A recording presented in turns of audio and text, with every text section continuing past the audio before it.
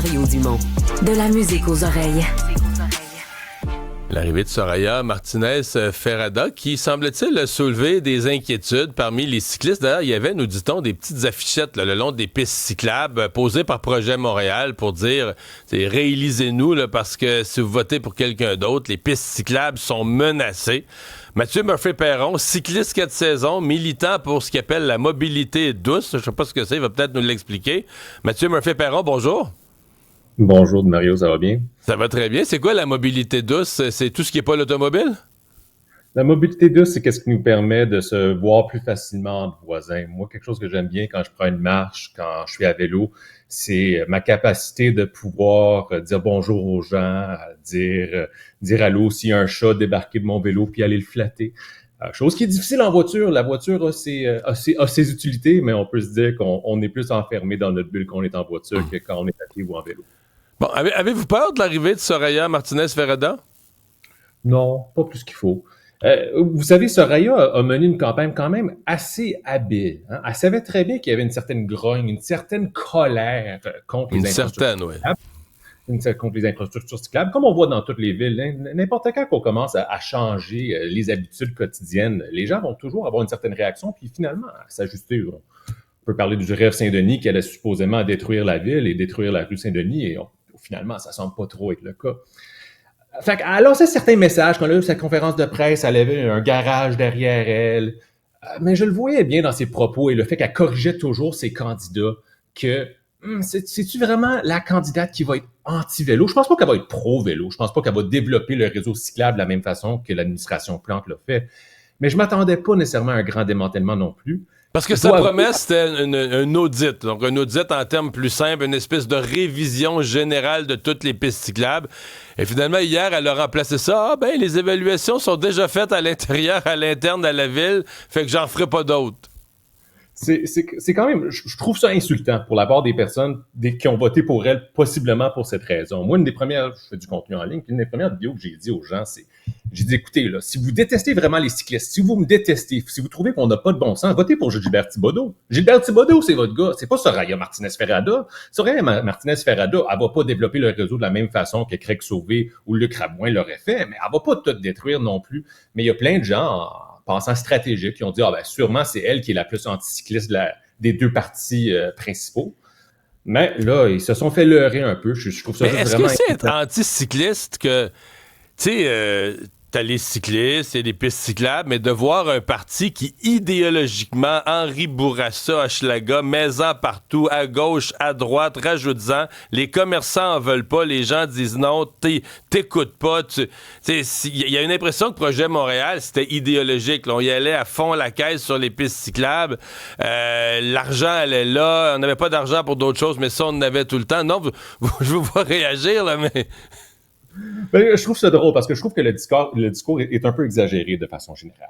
Si on prend le plan décennal sur 10 ans, en 2025 et 2034, puis on prend juste le bout sur les routes, alors sur les infrastructures routières et sur les pistes cyclables, ça représentait environ 4,5 %. Alors 4,5 % pour les pistes cyclables et le reste pour les routes et pour le trottoir. Mais si on regarde, si on ajoute les parcs, puis si on ajoute tous les autres éléments, c'est 1 %. Est-ce qu'on pense vraiment qu'une métropole comme Montréal ne devrait pas dépenser 1 % de son budget sur les pistes cyclables? C'est certain qu'il y a une façon de le faire, il faut y aller tranquillement, pas vite. Mais pour moi, quand je regarde en 2017, quand le projet Montréal est arrivé, il y avait 1,3 % de la voirie, plus ou moins, qui était consacrée au vélo. À la fin, on parle de 2 %. Est-ce que ça mérite tout le temps d'antenne qu'on donne à cet enjeu-là, de progresser de 1,3 à 2 %? Est-ce que vous trouvez qu'il y a des enjeux avec, parce que vous êtes cycliste, on sent qu'il y a une grogne quand même entre les cyclistes et les automobilistes. Est-ce que vous voyez qu'il y a des choses qui pourraient être améliorées? Est-ce qu'il y a des irritants pour vous? Il y a toujours des éléments qui peuvent être améliorés. Moi, j'ai la chance, et peut-être c'est aussi une des raisons que je suis pas super inquiet au niveau personnel de l'arrivée de Soraya. Moi, j'ai la chance dans mon trajet quotidien que je fais d'environ 7 km, je suis plus ou moins couvert. Je pars du sud-ouest jusqu'à Ville-Marie, sud-ouest, centre-sud, ça va. Le problème, c'est surtout dans les régions où il n'y en a pas, où le projet Montréal essaie d'en installer un peu plus, Henri Bourassa, parce que c'est certain que si tu habites à Saint-Léonard, à Montréal-Nord, à Huntsic, puis que tu n'as pas de façon sécuritaire de te déplacer vers ta destination au centre-ville, ben, tu vas prendre ton auto, puis il y a aussi longtemps que plus de gens prennent leur auto, les routes vont être congestionnées. Il y aurait peut-être eu matière, effectivement, d'évaluer certaines des infrastructures cyclables pour les améliorer un peu. Et moi, quand j'ai interpellé Mme Martinez-Ferrada là-dessus, j'ai dit, un audit, ça peut être intéressant, mais si vous le faites pour les pistes cyclables, faites-le pour les trottoirs et les rues aussi. On peut pas juste cibler une type d'infrastructure en disant, là, on va voir qu'est-ce qui marche pas avec ceux-là, mais pas regarder le portrait complet. Mais c'est parce qu'il est compliqué, là. Tu sais, les trottoirs et les rues, là, c'est d'une simplicité enfantine. Là. Tu mets la rue, puis sur le bord de la rue, tu mets les trottoirs, les piétons se promènent dessus. Quand tu essaies d'insérer entre les deux un véhicule qui va quasiment aussi vite que les autos, où les gens respectent pas, puis là, je dis ça là, froidement, mais il est complexe. Même si t'es pro-vélo, c'est infiniment plus complexe à insérer que... Parce que, tu sais, le piéton, là, qu'est-ce que tu veux, il marche pas vite, là, il marche à la vitesse de la marche, il partira pas à gauche, à droite, il dévie pas tout d'un coup. Fait que, tu sais, le vélo est complexe à insérer. Même si on dit on est de bonne foi, on veut l'insérer, il amène une complexité incomparable avec juste route-trottoir, là. Ben, je vous dirais, en tout respect, M. Dumont, de parler aux personnes à mobilité réduite. Parce que c'est pas vrai que les trottoirs sont simples et que tous nos trottoirs sont en état où les personnes à mobilité réduite vont être capables de bien se déplacer. Il y a énormément d'obstacles. Des fois, même s'il est censé avoir quelque chose pour qu'ils puissent descendre facilement sans avoir une grosse bosse en descendant du trottoir. Mais les personnes à mobilité réduite se plaignent des pistes cyclables aussi parce que quand il faut qu'ils traversent ou qu'ils passent, ça leur fait comme une étape de plus, puis des fois le stop se fait pas. Ben, fait que il y en a qui se plaignent, c'est certain, mais il y en a aussi beaucoup qui les utilisent parce que justement, il y a moins d'obstacles encombrants dans une piste cyclable. Et oui, il va toujours peut-être avoir un cycliste agressif, comme il peut avoir un automobiliste agressif qui va être fâché de voir cette personne-là dans sa voie.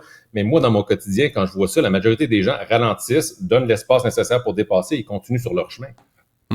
Eh bien, mais donc, en résumé, on n'est pas paniqué. Parce que les petites affichettes là, qui disaient, le projet Montréal qui disait cette piste cyclable est en danger, il faut aller voter projet Montréal. Finalement, vous dites avec Soraya, ils sont pas vraiment en danger. Ben, moi, je pense que le réseau va pas se développer, puis que le fait que le réseau se développe pas va faire en sorte qu'on va pas plus s'en sortir dans les 4 prochaines années.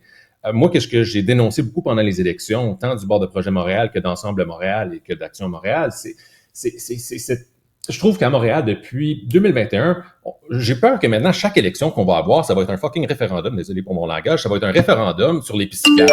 Quand il y a énormément d'autres enjeux dont on devrait discuter, c'est quelque chose que, désolé pour mon anglais, c'est quelque chose que je critique depuis 95 et le référendum. J'ai l'impression que chaque élection provinciale est un référendum sur le référendum, puis à Montréal, on est rendu à faire des référendums sur les pistes cyclables quand il y a tellement d'autres enjeux qui devraient nous préoccuper les esprits. Mathieu Murphy-Perron, merci de nous avoir parlé ce matin. Au Merci revoir. à vous.